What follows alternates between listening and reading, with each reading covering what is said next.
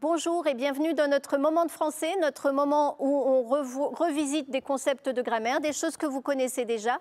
Aujourd'hui, je vous parle de la conjugaison. Et vous allez voir, la conjugaison, c'est un jeu d'enfant. On va parler de la conjugaison en général.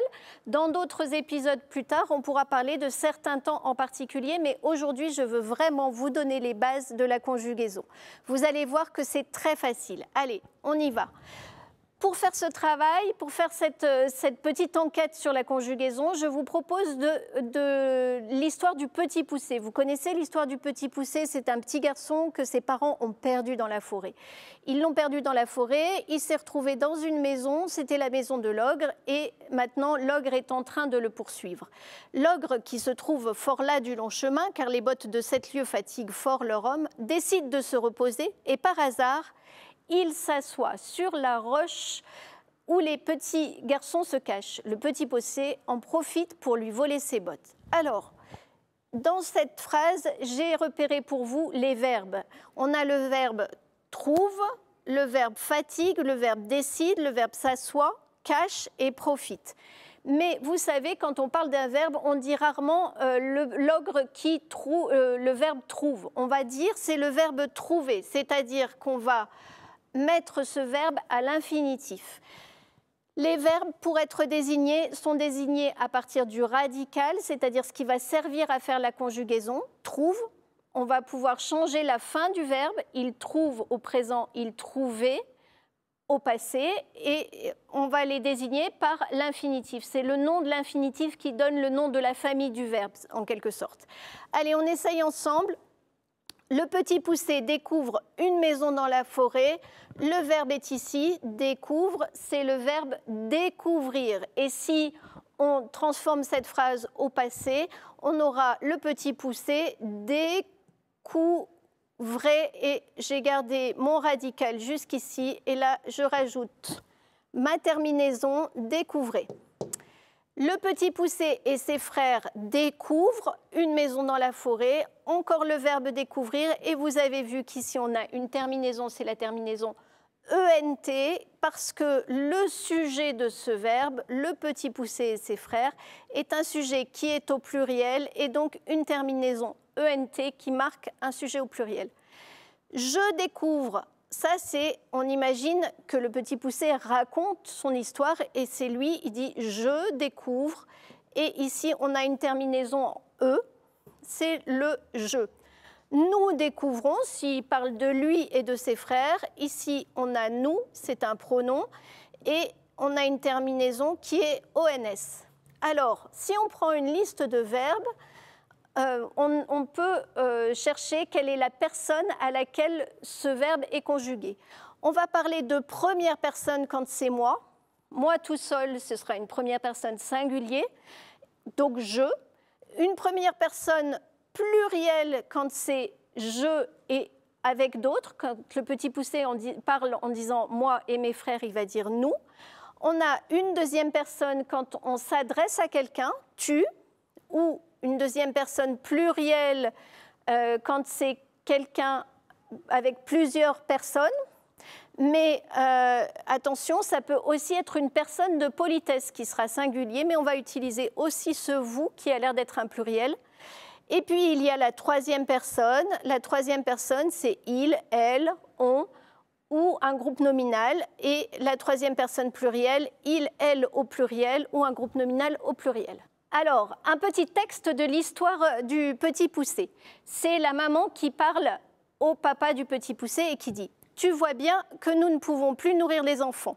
Je ne saurais les voir mourir de faim devant mes yeux et je suis résolue à les mener perdre demain au bois, ce sera aisé, car tandis qu'ils s'amuseront à fagoter, nous n'avons qu'à nous enfuir sans qu'ils nous voient. Je cherche les verbes. Ici, on a le verbe « voir » avec un pronom qui est « tu » et qui marque la deuxième personne du singulier. Ensuite, nous ne pouvons plus. Ici, le verbe « pouvoir », nous ne pouvons plus, et le « nous », première personne du pluriel. On continue, on a le verbe « saurait », je vais entourer tous les verbes. Je ne saurais les voir mourir de faim devant mes yeux, et je suis résolue à les mener perdre demain au bois.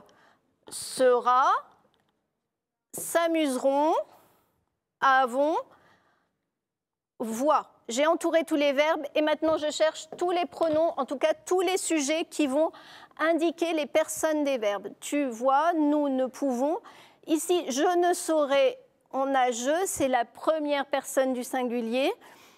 Et je encore, toujours la première personne du singulier. Ce, cette fois, c'est la première personne, pardon, la troisième personne du singulier. Il, c'est la troisième personne du pluriel. Nous, la première personne du pluriel. Et nous encore, la première personne du pluriel.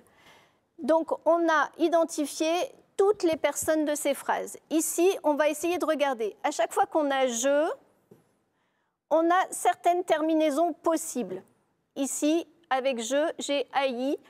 Avec « il », « s », j'ai « ent ». Avec « u », j'ai « s ». Avec « tu », j'ai « s ». Avec « nous », j'ai « ons ».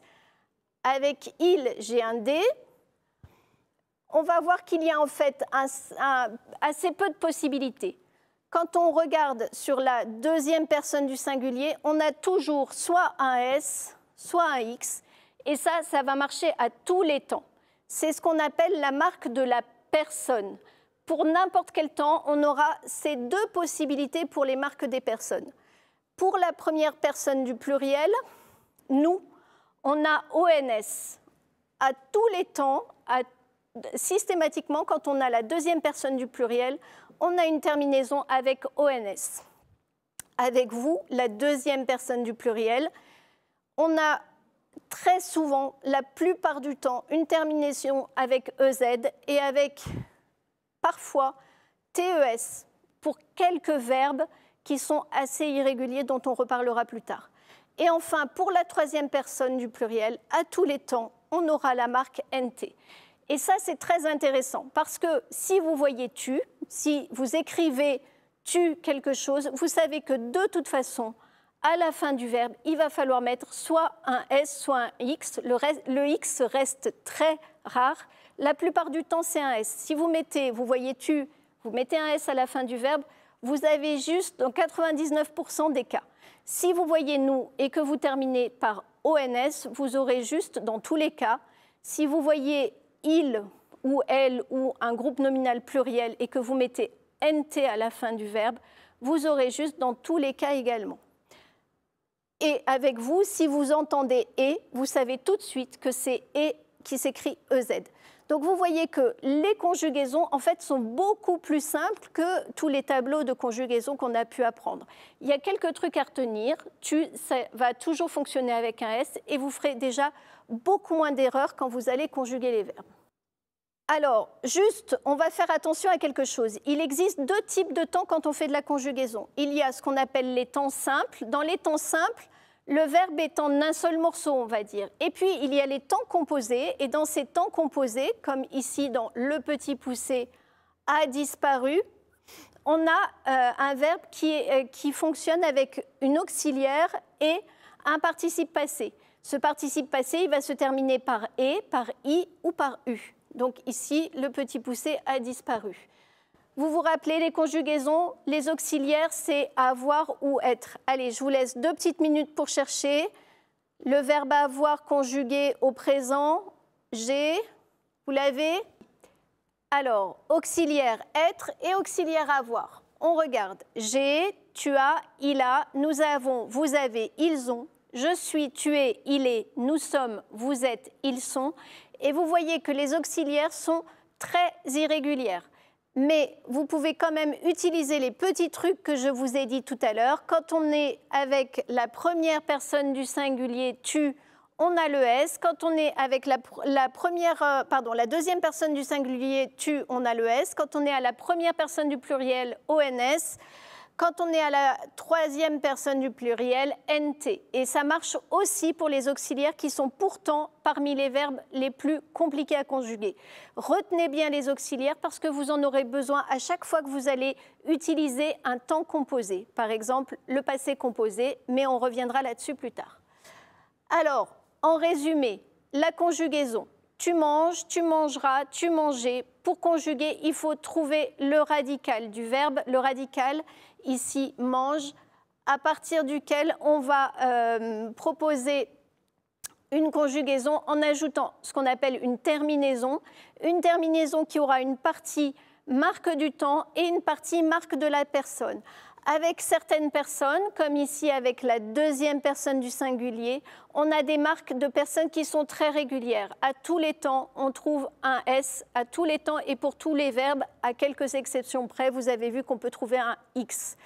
Donc, il faut bien connaître la personne pour bien accorder le verbe avec le sujet. Attention aux temps composés qui sont en deux parties avec l'auxiliaire et le participe passé. Voilà, c'est fini pour les bases de la conjugaison aujourd'hui.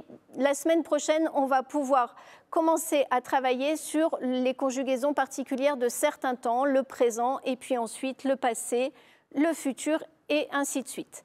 À bientôt, je vous laisse avec Marie qui va vous lire une histoire.